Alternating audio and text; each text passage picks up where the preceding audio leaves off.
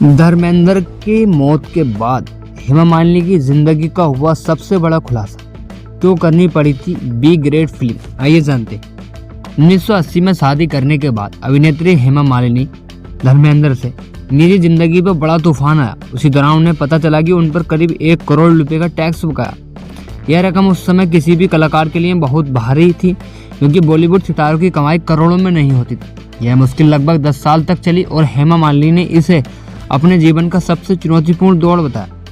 शादी के समय हेमा मालिनी इंडस्ट्री की टॉप अभिनेत्री थी। हालांकि धर्मेंद्र पहले से ही प्रकाश कौर से विवाहित थे। इसी बीच उनके वित्तीय हालात बुरी तरह खराब हो गए।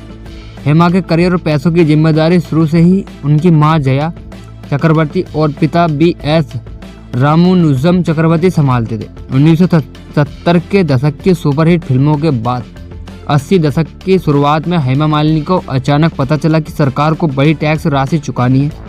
इस मुद्दे को लेकर उनके माता पिता के बीच अक्सर बहस भी होती थी। हेमा की आत्मकथा Hema Malini beyond the dream girl के अनुसार धर्मेंद्र ने इस कठिन स्थिति में उनकी आर्थिक मदद करने की पेशकश की थी, लेकिन हेमा ने पति से पैसे लेने से इनकार कर दिया था। पिता के निधन के बाद जब हेमा पर पूरे वित्तीय मामलों की जिम्मेदारी आई, तब जाकर उन्हें इस संकट की गंभीरता समझ आई। उन्हें तुरंत पैसों की जरूरत थी और पैसे कमाने का सबसे तेज तरीका अधिक से अधिक फिल्मों में काम करना था। पैसों की आवश्यकता के कारण हेमा लगातार फिल्में साइन करती गई। लेखक राम कमल मुखर्जी के अनुसार उस समय बड़े बैनर्स उन्हें फिल्में देने को तैयार नहीं थे, इसलिए उन्हें कई B ग्रेड फिल्मों में भी काम करना पड़ा। हालांकि डांस शो से कुछ आमदनी होती थी, लेकिन उनका अधिकतर खर्च फिल्मों से ही पूरा होता था। इसी दौरान वे 2 बेटियां ईशा देओल और अहाना देओल की मां भी बन चुकी थी, जिससे जिम्मेदारियां और बढ़ गई थी।